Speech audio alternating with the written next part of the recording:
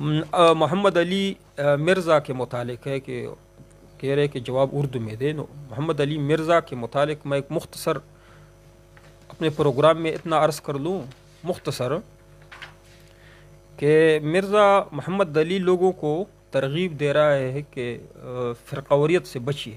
میں فرقے کی بات نہیں کرتا. وہ کہتا ہے مرزا محمد علی مرزا کہ اگر بریلوی ہے تو وہ دوسرے فرقوں کو گمراہ سمجھتے ہیں، دیوبندی بریلیوں کو بدعتی اور گمراہ سمجھتے ہیں، وہابی یعنی اہل حدیث اپنے علاوہ دوسروں کو کیا سمجھتے ہیں؟ گمراہ سمجھتے ہیں. کہتے ہیں کہ میں یہ دعوت نہیں دے رہا ہوں.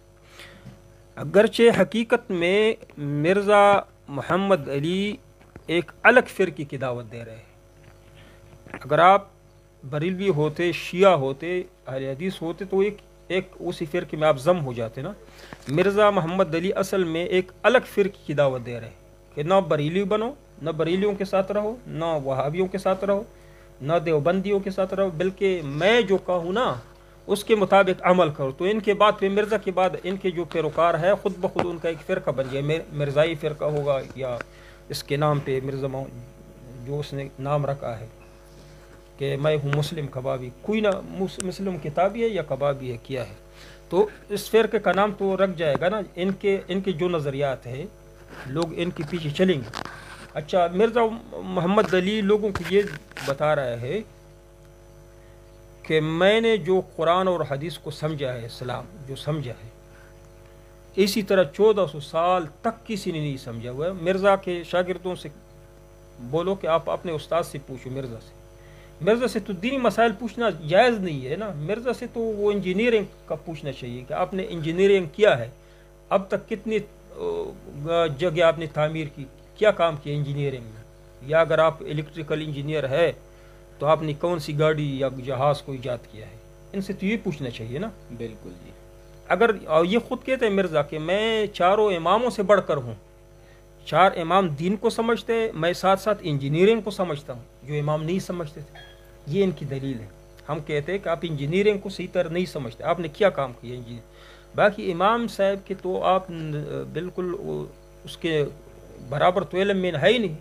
امام صاحب نے فقہ کے لیے جو غیر منصوص اجتہادی مسائل جو قرآن و حدیث میں نہ ہو اس سے قیاس کیا، لیکن فقہ کے لیے ایک الگ اصول بنائے ہیں.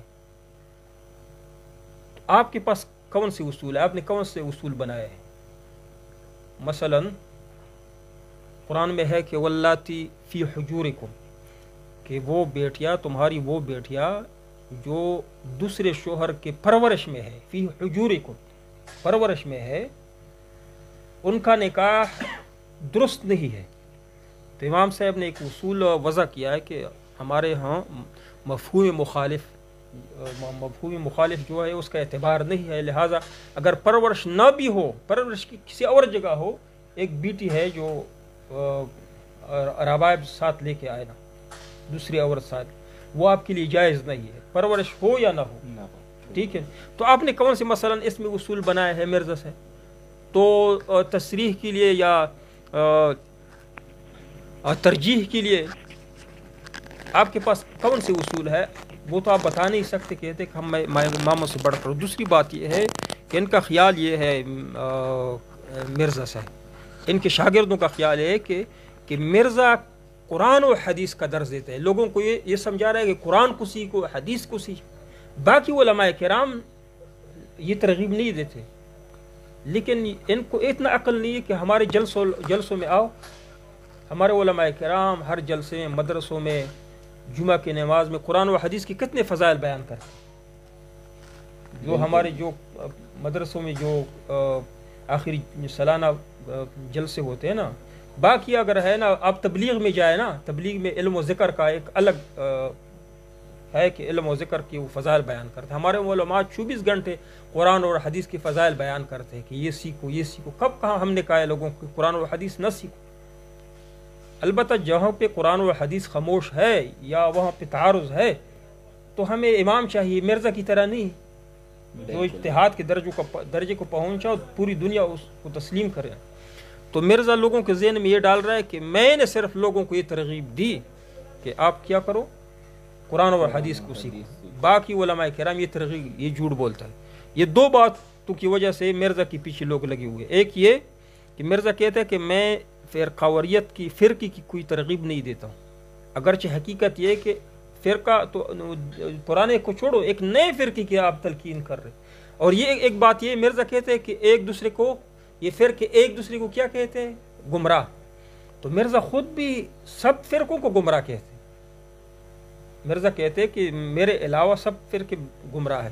اچھا بریلویوں سے پوچھو، ایک بریلوی سے پوچھو کہ آپ کا ایک فرقہ ہے لیکن آپ کے پاس کوئی ایک عالم بتا سکتے ہو، ایک شخص یا کوئی کتاب بتا سکتے ہو کہ وہ اس نے قرآن پاک اور حدیث کو صحیح سمجھا ہو؟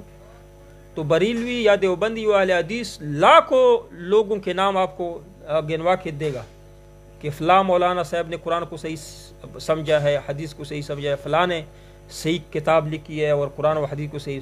مرزا سے پوچھو کہ ایک بندے کا نام بتاؤ اپنے علاوہ، 1407 سے لے کے متاخرین سے لے کر متقدمین سے لے کر متاخرین، ایک بندے کا نام بتاؤ کہ اس نے قرآن و حدیث کو آپ کی طرح صحیح سمجھا. تو وہ اپنے استاذوں کو، آپ سے استاذوں سے بھی اس کی مخالفت ہے، تو وہ ایک کا نام نہیں بتا سکتے. کہتے کہ میرے علاوہ سب کے سب نعوذ باللہ صحابہ کرام بھی غلطی کرتے ان کے نزدیک.